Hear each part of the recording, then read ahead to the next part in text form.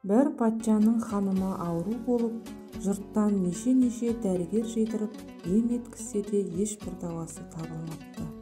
Ханым келе жатыр.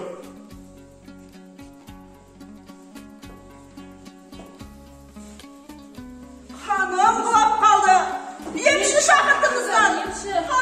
Ханым. Ал, бақсы балгерлер, ханым ауру жатыр. Дертіне шипа тауып келулер керек. Егер тауып келсеңдер, таппай келсеңдер, бәрінің бастарыңды аламын. Бар.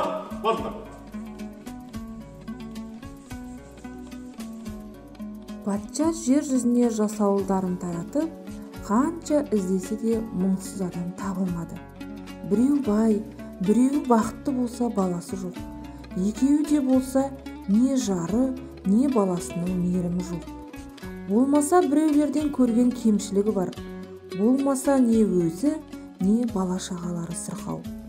Ең болмаса сол айтылғанның бәрін Құдай берген болса, қанағат жоқ болғаннан уайымы көп. Күдерімді үздім.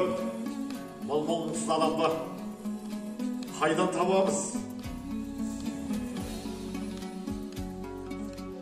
Балгер келе жатыр. Бақсы балгерлер қорқып сасып тұрғанда, ішінде біреу айтты. Söyle, жаңалық болды. Ханшайымның емін тапсын. Дүниедегі мұңсыз адамды тауып, соның көйлегімен қақсақ, емі қабыл болуына деп ойлаймын. Ендеше, кетіріз. Бір күні патшаның жарлығымен уәзір келе жатса, бір кедей, мұңсыз адам бұтаның түбінде жатыр екен. Жұмысымды бітірдім, қарнымды тойдырдым, уайымым жоқ. Ал енді жатып бір ұйықтап алайын. Қане, онсыз адамды алып келе жатырмын. Әкелдіңдер, сарайға кіргізіңдер. Аллаға шүкір, жақсы болды ғой келгені.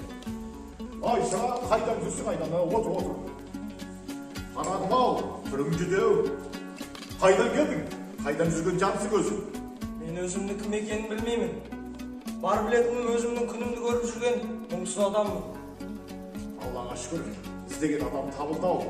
Бақсы балгер айтып жет, ішінде көйлегі бар. Көйлегін қаныңға жапсаң, ауруынан лезде жазып кетеді. Шешіңдер түсін, көйлегін көрейік.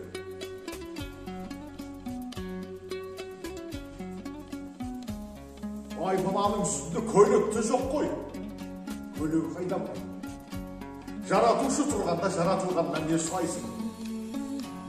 Жаратылғанда ешқандай көйлекте демде давада болмады.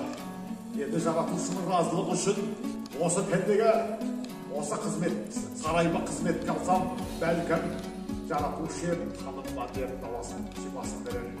Кел, көрлен, қасыма отырып, бүгіннен бастап сарайдың қызметшісі боласың. Бірнеше жылдан кейін мұңсыз адам елін, жерін қорғаған батыр болыпты. Ханның мұңсыз адамға жасаған жақсылығынан, ханым ауруынан құлан таза айығып, барлығы бақытты өмір сүріпті.